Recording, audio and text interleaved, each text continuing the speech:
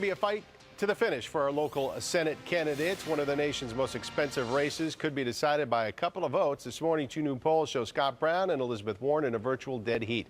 Sarbani Banji is here. She has the latest for us from the campaign trail. Good morning, Sarbani. Good morning, Gene. Hi, everyone. Remember the 2010 Senate race? Polls had Martha Coakley up 30 points ahead of Scott Brown, but then he suddenly surged forward in a huge upset in those final days.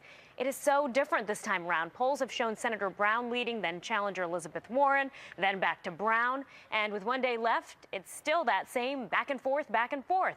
A poll from UMass Lowell and the Boston Herald have Senator Scott Brown with a 1% lead over Elizabeth Warren.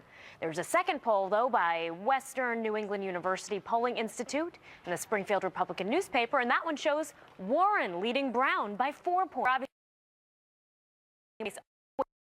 Through the finish here, both Brown and Warren spent the weekend trying to earn some last-minute votes. Send a very, very powerful message to the machine up on the Hill and the one down on Capitol Hill that you've had enough, that you deserve better. I can't do this one by myself. I promise you, when I go to Washington, I will have your back. The election here has some broader ramifications, too. It really could determine whether the Senate is controlled by Democrats or Republicans. Both candidates have big final election rallies tonight. And, of course, you recently heard from Scott Brown in a live interview right here on the Fox 25 Morning News with Shannon. And now Elizabeth Warren will be joining us. So look for her Election Eve interview with Gene live in the 8 o'clock hour. You won't want to miss it. Brett?